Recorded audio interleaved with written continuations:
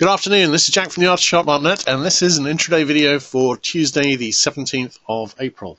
Our disclaimer, we do this for educational purposes only. We're here to share our technical analysis with you. We hope you can take some of what we're doing and learn from it, transfer it to your own charts. We're not here to issue trading signals. Alright, let's have a look at SPX first, because obviously the key thing I'm watching today is the open gap.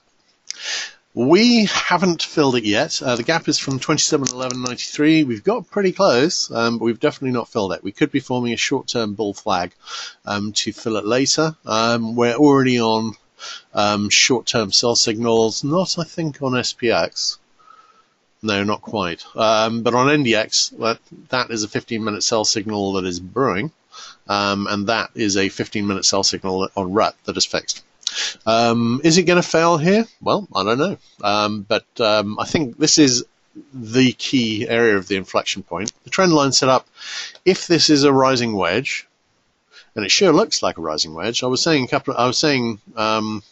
Friday morning, I think, that ideally we would see ES come up, test this. It's overthrowing it slightly. That's not a serious break at the moment.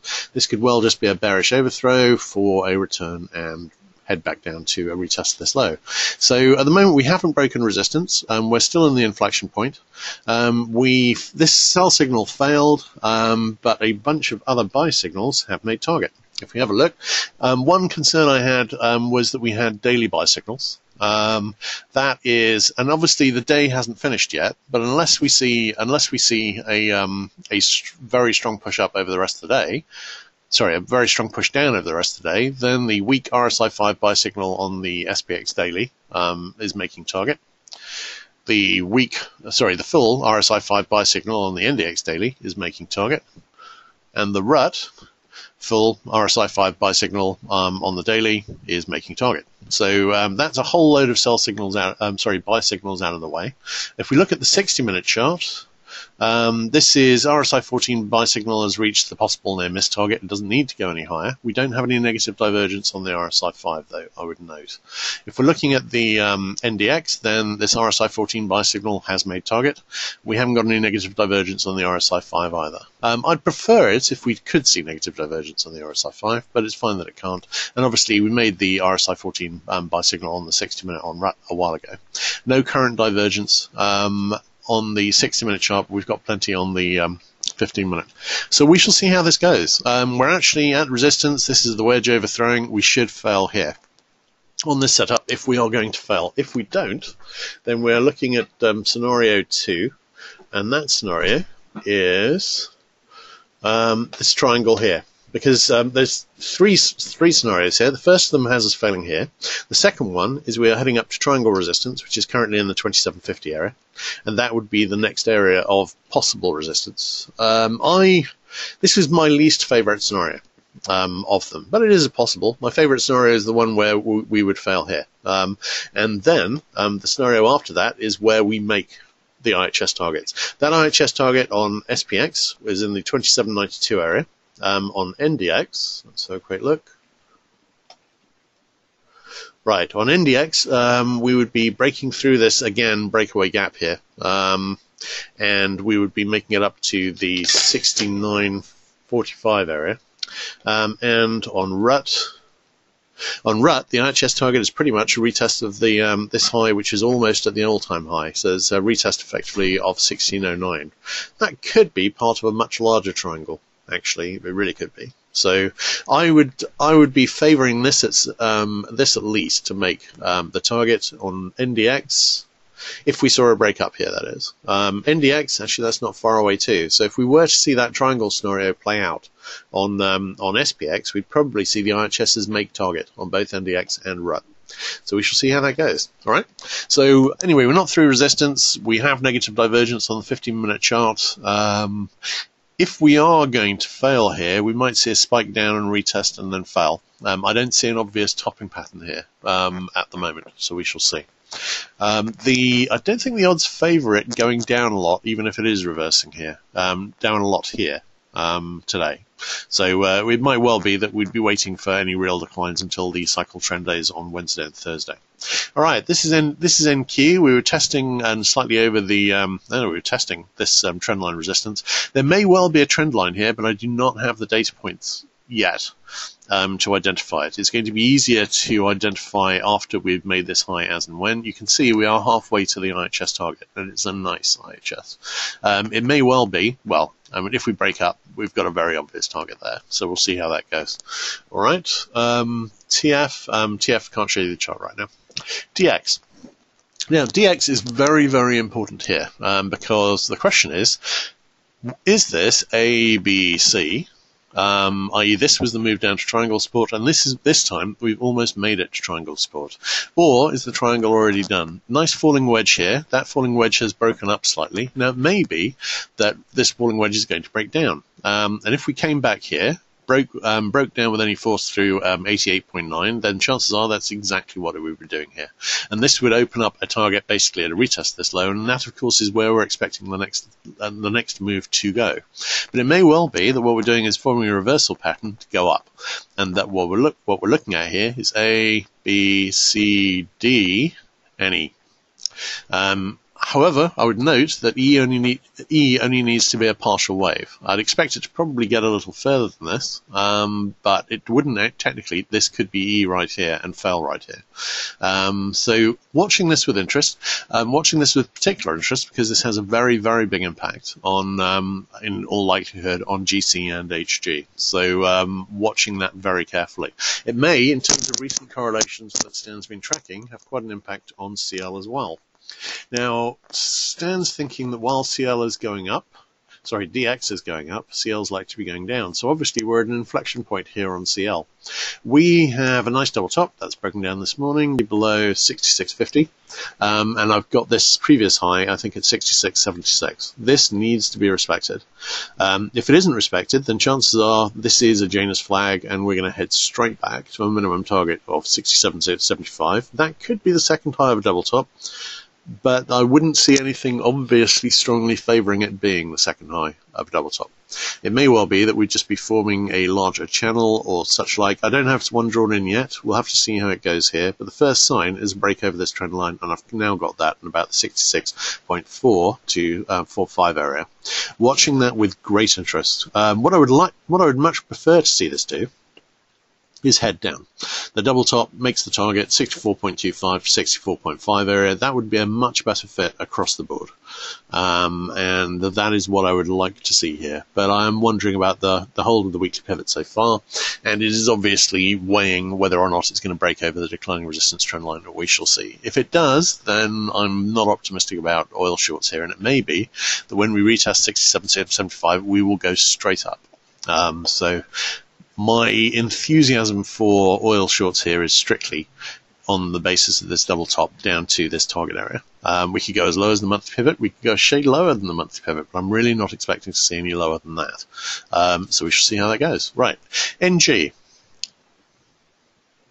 NG, we had a nice little double top here. We had a sell signal made target, double top made the first of the asymmetric double top targets, and it has rejected strongly. This could be a bull flag forming.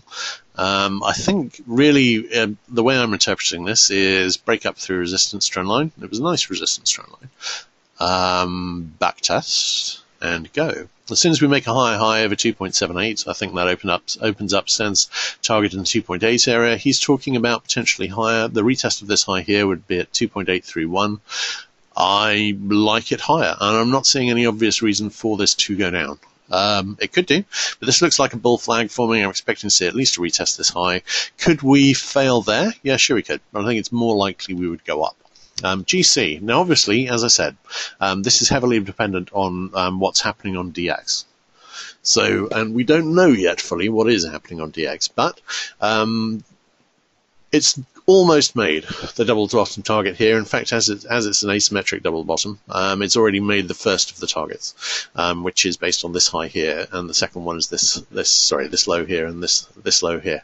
It's made the first one. It does not need to go higher. We are on a 60-minute buy signal. That got pretty close to the possible near-miss target, but it didn't hit it.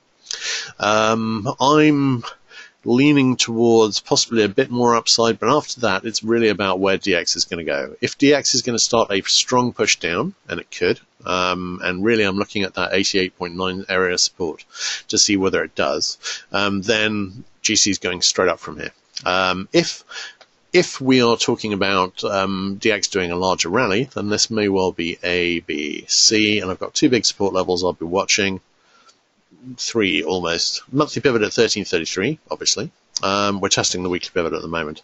Then I've got some significant trendline support, not shown on this chart, in the 1327 to 29 area. And then I've got this possible trendline support, which is a bit of a low ball target in the 1317 area. I'm not really expecting to see any lower than that, but we may well see significantly lower than we are right now. So watching that with interest, really waiting for DX to make the decision. Now, Stan's also been noticing a fair amount of correlation with DX and ZB. What impact does that have here? Well, I don't think that's entirely clear, but we had a nice falling channel here, no current divergence, nice falling channel here that has broken up. This is a possible IHS forming and breaking up with a target really at a retest of 146.28. Stan's got a possible target above at 147.20, and I like that target because we have clear unfinished business above for me. On ZB, which is the hit of the support trend line on TNX, which obviously is trading inversely. This is why there may well be a really, really nice short coming up on ZB, but I'm not going to be confident about it until we have sorted out that unfinished business, which really looks as though it needs to be sorted out. So watching there with interest, we shall see. I'll just show you that unfinished business as I'm seeing it on the TNX chart, just for clarification. And that is, hang on. This is a very nice rising megaphone, high quality. We should test this trend line here. Now that trend line doesn't involve, well, it depends. The relationship between TNX, which is 10-year yields, and ZB, which is 30-year, based on 30-year bonds, does tend to vary a bit. But I think if we go to Stan's target at 147.20, I'm pretty sure we're going to go and hit this trend line here. That should be support. Although I have an alternate where this is a head and shoulders, and we could see a significant breakdown at the 24 area. Not expecting that to happen. Just aware of it. The main unfinished business is this trend line here, and that would be an obvious place to come back and start an impulse back up. Towards possibly this trend line here, which would be a long way up, and possibly lower than that, because I've actually got a decent-ish trend line here, which I would obviously be watching as and when we were reaching 30. 30 is a massive inflection point because this is a major double bottom resistance. So obviously we as soon as we break over that, we open up a whole new line of options in terms of what might happen there. But I think it is a magnetic target. At this stage, we may well be doing Stan's move soon. I'd really like to see that move happen after a test of the support trend line. Right, HG. Any questions you've got? Toss the well. Stan runs a whole load of correlations and numbers to see what's correlating at the moment. Now there are correlations which are longer term correlations, like for instance the obvious one is DX and EURUSD, inverse correlation. Now that's actually a no-brainer because of course EURUSD is 56% of the correlation, of the basket for that the USD index is based on. So to a certain extent they have to trade inversely to each other. So we've got HG and GC, which have fairly good longer term correlations, although these tend to fit things fade in and out, and as far as I'm concerned, none of them are really to be trusted. And even a longer term one might correlate for several years and then flip the correlation to the other direction for several years. I've seen certainly US dollar and ZB do that, although obviously I was watching them on the longer term yields rather than ZB directly. At the moment, Stan seems to be seeing an inverse correlation between DX and ZB. It's not something I've seen, and this is one of the temporary correlations which can fail at any time, really. So, I mean, it's not a strong correlation, but it is a correlation that he's watching at the moment. Now, HG. HG, we're finding support at the monthly pivot. We're testing the weekly pivot again. This is highly dependent on DX. If DX breaks down, this is likely to go up.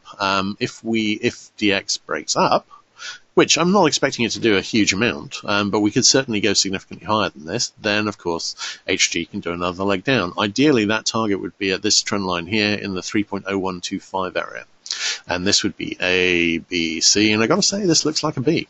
And it does on GC as well. So we'll see. It's been a pet theory of mine where going to be finding out fairly shortly which way that's going to break. It could go either way, but the pattern setup is slightly favouring the long side on DX, and I have to say I think it's favouring the short side to an extent on GC and HG. So we are going to see how that goes.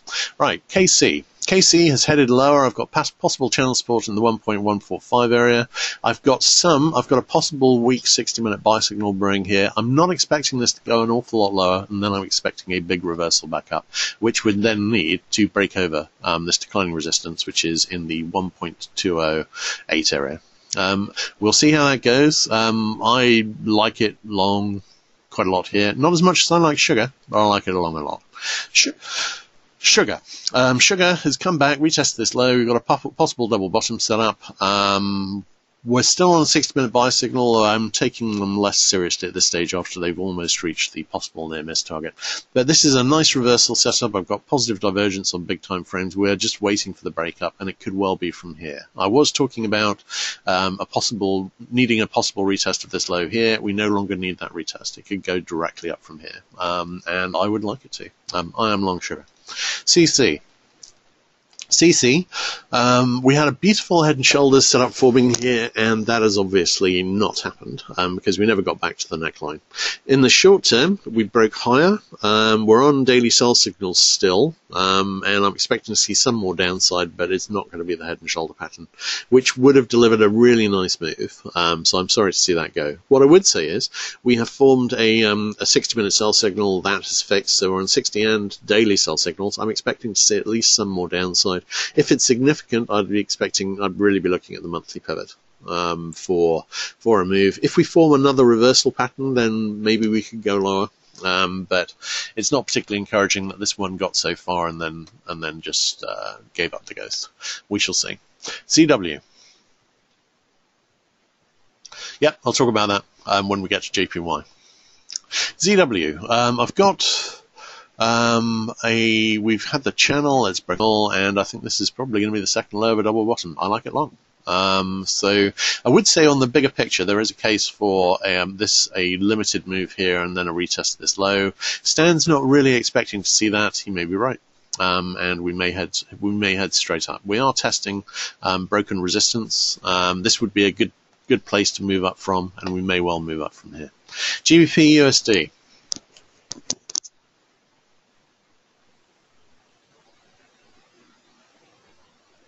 Ho-hum. There in a minute. Right, GBP USD. I'm long GBP USD, and I did take half of my long position at 1.435. What am I expecting to see here? Well, we're on a 60-minute sell signal. That's now reaching the possible near-miss target area. The reason I took half it off was, one, we had reached the only pattern target on GBP USD, which was the retest of a flag target at the retest of 1.435. It could reverse here. And that's why I took half. The reason I left the other half on was because I'm thinking with a significant move down, because all of these have a correlation with USD in the sense that USD is half of them. So there is going to be a significant shift in them depending on which way USD is going. Now, if USD is on USD JPY, if USD is heading up, then that is a positive push towards it. That will obviously be affected by what's actually happening on JPY, but it will be a significant positive push. When USD is going up, that will have a negative push on GBP. Is that why we're going now? No, the correlation hasn't been that good in recent days. I think the fact is we've got a rising wedge here, we've had a slight break up over it, and we will see how it goes from here. But I think what I'm expecting to see here is a pullback. It could be a deep pullback. We could break the rising wedge support, head down to weekly pivot.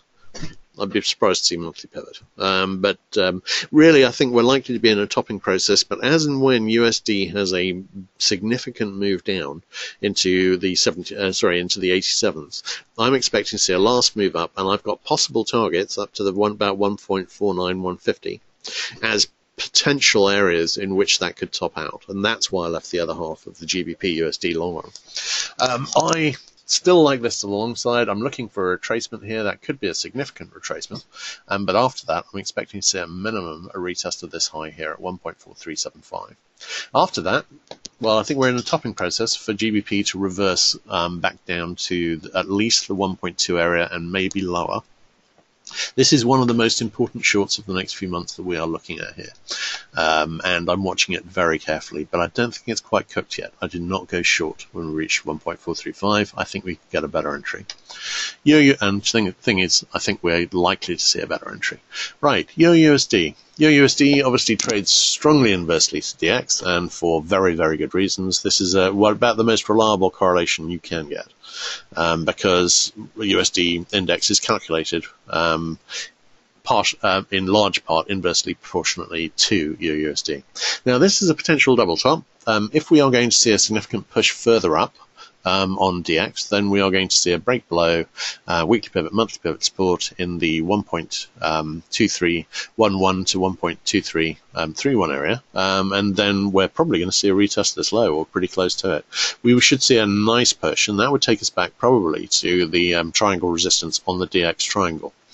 What happens if it doesn't do that? Well, then we fail to make it back to support, which is basically here at this major support, or we get there and break down slightly through it and reject back upwards. Either of those, any of those options look good. We're just waiting really for price to make a decision. I'm leaning slightly short on here, but I think the rejection here back up so far isn't great for the short on EURUSD and the long for DX. We shall see how that develops. It's still in the inflection point. What I would say is the 60-minute sell signal here has reached the possible near-miss target. USD JPY. Now, USD JPY, because it is USD JPY and not JPY USD, is basically long with USD. But against that, what you have is you have a relationship which is weakened by the fact that JPY usually has a will of its own, and it's a lesser part. While USD is part of the I think 57% of the USD index, might be 56. JPY I think is 7%. So obviously the correlation is weaker. DX, it's a much smaller part of the DX index, as is GBP USD, which I think is about 9%. And so the correlation is weaker. But if we're about to see a significant move down on USD towards 77.5 area, and I think really we're just looking at where that move would start from rather than whether that move will start, because I think it's going to start either way. We're just wondering where that will be from. In that case, we could see a significant move down on JPY. That significant move down could just take us back to the monthly pivot, but it could well retest this low here, and if so, Stan's got slightly lower targets for a marginal lower low. At that stage, we should be looking at a large rally starting on US dollar in all probability, less certainly than the move down, but in all probability. And I have to say, I really, really like JPY on the long side here. I like it a lot. And we could see a move which would actually take, I think a lot of the move might be fairly independent of what US dollar was doing, because I'm thinking US dollar has much less good upside prospects than USD JPY. But I think we could see a move on USD JPY that could take it up 30%, 35%, a lot. And this will be one of my favorite longs for the year, brewing at the moment. But in the short term, we could go and see a retest of this low. And as always, when you see a retest like that, there is the possibility that you aren't making the second low of a double bottom and that you will continue down for a bit. So watching this with interest, really love the long side here. But if we are going to go back and retest the low, this is probably working on starting that move here. USD CAD. Now again, that's positively correlated with US dollar for the same reason that USD JPY is. Everything else is negatively correlated as a lean. And that is correlation is strongest on EURUSD, then GBP USD and JPY, and I don't think Australian dollar and NZ make a significant part of the index at all. USD CAD, I was talking about the open head and shoulder target in the 1.251 area, and we have gone down and we are pretty close to making that target. We are well within channel support, which I'm expecting to hold, and I'm thinking that we likely make it to that target. We can stop here. We've got very close now. This is close enough for government work. So potentially we could actually make a low here and head up. And this would be like a pretty nice double bottom. I'm thinking we probably go a bit lower, we make the target, and then we head back up to channel resistance, which is currently in the 1.275 area. We shall see how that goes. But I like that sequence, and then likely further down on USD CAD. Australian dollar.